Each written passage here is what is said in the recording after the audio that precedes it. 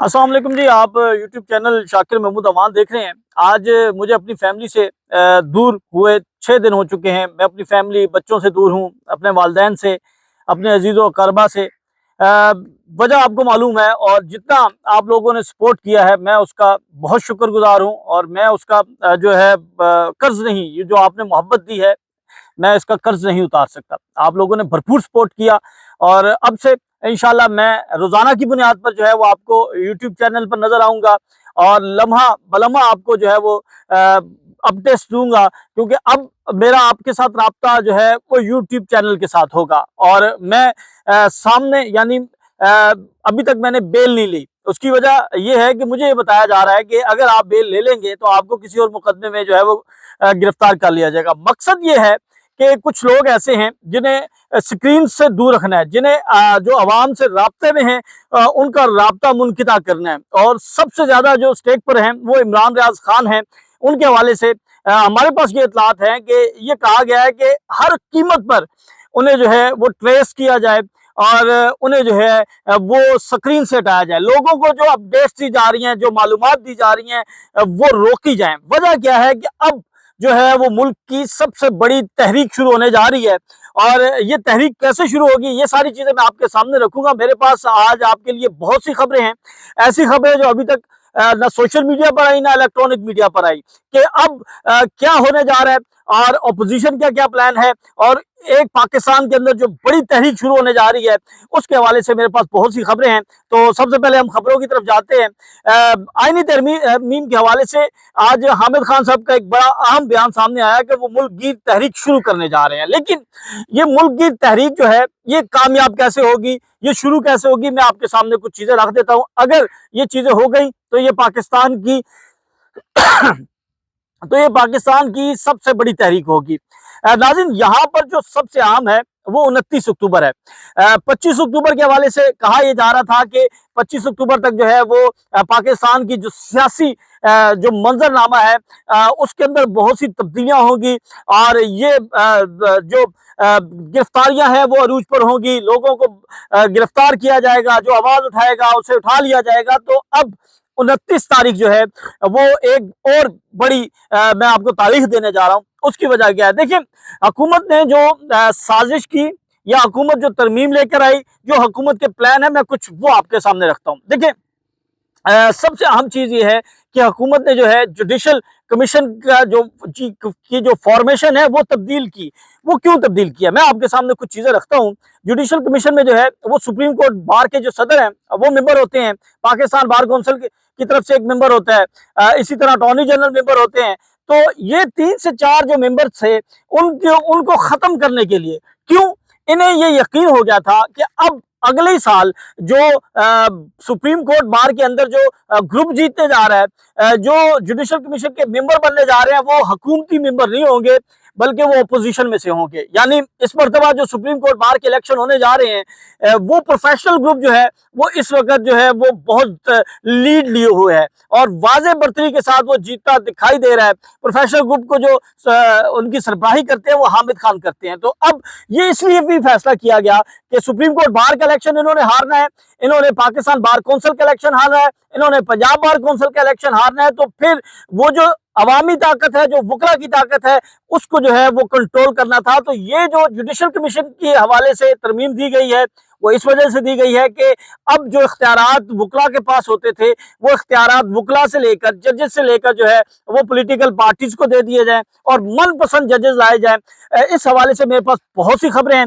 सबसे पहले जो अहम चीज है वो ये है कि 29 अक्टूबर को सुप्रीम कोर्ट बार का इलेक्शन होने जा रहा है। इस वक्त 2 ग्रुप जो हैं वो आमने सामने हैं। एक ग्रुप जो है वो प्रोफेशनल ग्रुप है जिसे लीड हामिद खान करते हैं और दूसरा ग्रुप जो है वो आसमा जहांगीर ग्रुप है जिसे इस वक्त एहसन भून और आजम नजीर तारा लीड कर रहे हैं। तो 29 तारीख को सुप्रीम कोर्ट बार का इलेक्शन है। 4000 से ज्यादा वोटर जो है वो हक की रायदही पूरे पाकिस्तान में इस्तेमाल करेंगे और इस मरतबा बलोचिस्तान की सीट है और बलोचिस्तान से काकड़ साहब और जो मुस्लिम जो हुकूमती इस वक्त इत्तेहाद है उनकी जानिब से मियां रऊफ अता जो है वो इस वक्त मद्दे मुकाबिल हैं। तो 1-on-1 मुकाबला है और कहा यह जा रहा है कि इस मर्तबा जो प्रोफेशनल ग्रुप है वो वाज़े लीड के साथ सामने है। उसकी वजह यह है कि इस मर्तबा जो हुकूमती इत्तेहाद में ग्रुप शामिल है, आसमा जहांगीर ग्रुप, उन्होंने जो वकला की उम्मीदों पर पानी फेरा है। जिस तरह वो बी टीम बने हैं, जिस तरह उन्होंने आईन और कानून की धज्जियां उड़ाई हैं, वकला बहुत ज्यादा जो है वो गम गुस्सा का इजहार कर रहे हैं। और इस मर्तबा उन्हें भी इस बात का इदराक था कि हम ये हार जाएंगे, तो इसलिए उन्होंने अगली प्लानिंग की, जो कि जुडिशल कमीशन की सूरत में है, जो कि जजेस के हवाले से है। तो अब ये जो मुकाबला है 29 अक्टूबर को बहुत अहमियत का हामिल है। अगर ये मुकाबला हामिद खान ग्रुप जीतता है तो फिर यकीन करें कि इतनी बड़ी तहरीक शुरू होगी, इतनी बड़ी तहरीक शुरू होगी कि पाकिस्तान की तारीख में आपने ऐसी तारीख नहीं देखी होगी। आप इफ्तिखार चौधरी की तहरीक को भूल जाएंगे, आप पूरे दुनिया के अंदर जो तहरीकें हैं उनको भूल जाएंगे, क्योंकि ये वकला की तहरीक होगी और इसमें हजारों लाखों वकला जो है वो निकलेंगे। उसकी वजह क्या है, मैं वो भी आपके सामने रखता हूँ। देखिए, सुप्रीम कोर्ट बार में अगर हामिद खान ग्रुप आ जाता है, लाहौर हाई कोर्ट बार में ऑलरेडी हामिद खान ग्रुप है, कराची में हामिद खान ग्रुप है, तो पाकिस्तान के अंदर जो है वो हामिद खान ग्रुप जो है वो सबकत ले जाएगा और फिर बहुत मुश्किल हो जाएगा हुकूमत के लिए वकला को रोकने के लिए। फिर आगे पाकिस्तान बार कौंसिल भी है, पंजाब बार कौंसिल के भी जो इलेक्शन आने हैं, तो इस तरह पूरे पाकिस्तान में जो है वो हामिद खान ग्रुप, यानी जो पाकिस्तान तहरीक-ए-इंसाफ जिसको सपोर्ट कर रही है, वो ग्रुप जो है वो सामने आएगा। और फिर उसके बाद ये तहरीक जोर पकड़ेगी। जब हजारों वकला होंगे तो उसके दरमियान फिर अवाम भी लाखों की तादाद में निकलेगी और ये जमे गफीर फिर रोकना मुश्किल होगा। तो 29 अक्टूबर बहुत अहम है। हामिद खान ग्रुप के जो सेक्रेटरी के उम्मीदवार हैं वो मंसूर सलमान है, बड़े जबरदस्त वकील है, मैं उन्हें जाती तौर पर जानता हूँ, लाहौर से उनका ताल्लुक है और पिछली मरतबा भी सिर्फ चंद वोटों से जो है उन्हें शिकस्त हुई थी। और इनके मुकाबले में मलिक जाहिद अवान है जो कि मुकाबला कर रहे हैं और ये हुकूमती इत्तेहाद ग्रुप का हिस्सा है। तो ये इलेक्शन जो है वो बड़ी अहमियत का हामिल है। अब नाज़रीन, सुप्रीम कोर्ट के अंदर चीफ जस्टिस ऑफ पाकिस्तान जो है वो जस्टिस सैयद मंसूर अली शाह लगेंगे। मैं ये आपको खबर दे रहा हूँ कि जस्टिस सैयद मंसूर अली शाह को ही सुप्रीम कोर्ट का चीफ जस्टिस बनाया जाएगा। हुकूमत ने गेम कहाँ खेली है, हुकूमत जो है वो कहाँ पर जो है वो अपना फोकस किए हुआ है, वो है आईनी अदालत।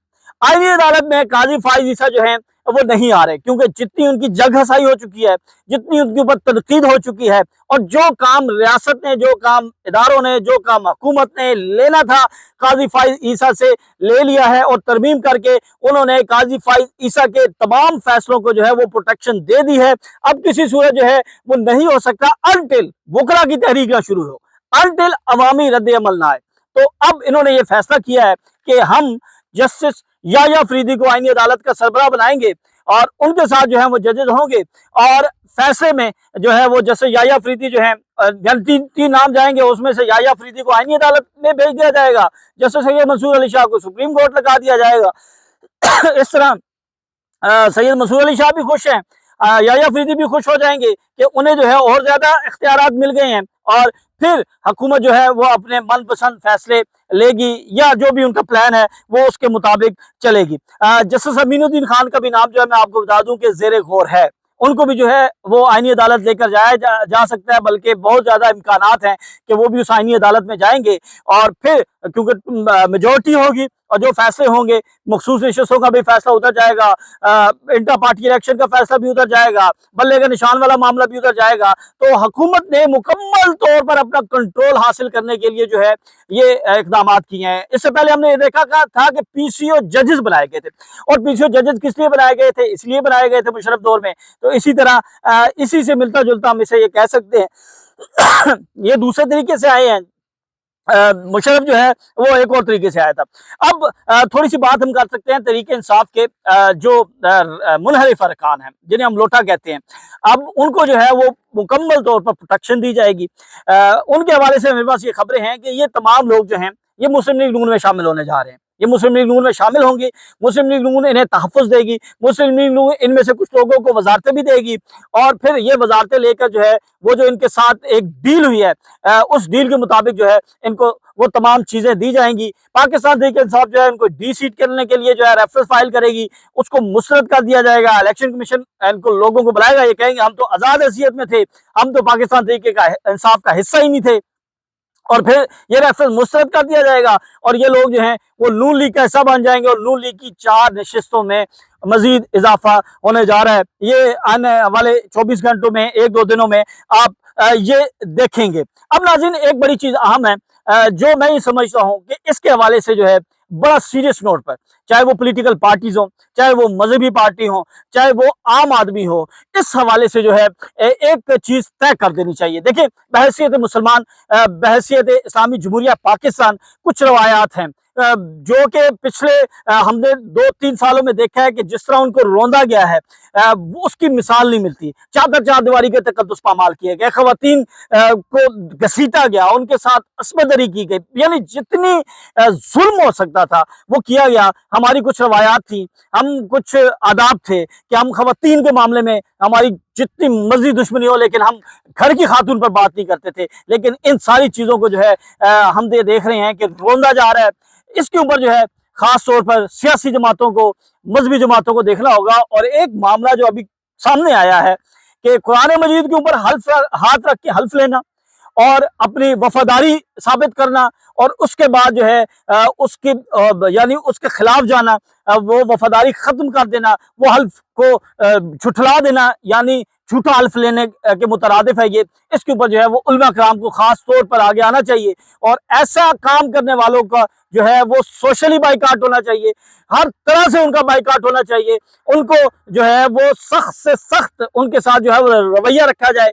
कहीं पर भी आए तो उनको इस बात की नदामत दिलाएं कि वो कुरान मजीद जो अल्लाह ताला की मुकद्दस किताब है, हजरत मोहम्मद सल्लल्लाहु अलैहि वसल्लम पर नाजिल हुई है, यह हमारे लिए जो है किसी तरह काबिल कबूल नहीं है कि आप कुरान मजीद के ऊपर हाथ रखें और उसके बाद जो है वो आप इस तरह बददियांती करें, इस तरह हल्फ की खिलाफ वर्जी करें। इसके ऊपर जो है वो पूरी कौम को इकट्ठा होना चाहिए और कम से कम इन लोगों का जो है वो मुहासबा करना चाहिए और किसी सूरत इन लोगों को पीछे नहीं छोड़ना चाहिए। आखिर में आप लोगों से यही दरख्वास्त है, बल्कि मुझे यकीन करें कि मेरे पास अल्फाज नहीं है, मैं आपका अल्फाज किस तरह अदा करूं कि मुझे किसी को दरख्वास्त नहीं करनी पड़ी कि मेरे पास अब कोई फोरम नहीं है, मेरे पास नौकरी नहीं है, मैं कोई इतना बड़ा जागीरदार नहीं हूँ, मैं इतना बड़ा कोई सरमायादार नहीं हूँ, मेरे खानदान में किसी ने कोई सहाफत नहीं की, मैं किसी की उंगली पकड़ कर नहीं आया। तो मैं जिस तरह सामने आया हूँ, जिस तरह आप लोगों ने सपोर्ट की है, मैं उसका देनदार हूँ, आपका शुक्रगुजार हूँ। मेरी यही दरख्वास्त है कि आपकी सपोर्ट की वजह से ही मेरी आवाज़ जो है वो तवाना होगी। आप सपोर्ट करेंगे तो मैं इंशाल्लाह रोज़ाना की बुनियाद पर आपके सामने आऊँगा। जब तक मेरे अंदर जो है वो जान है, मैं इंशाअल्लाह अजीज आप लोगों को हकाइक आपके सामने रखूंगा और जहां पर जो गलत होगी बात होगी उसकी मुखालफत करूंगा। मुझे इजाजत दें। अल्लाह हाफिज।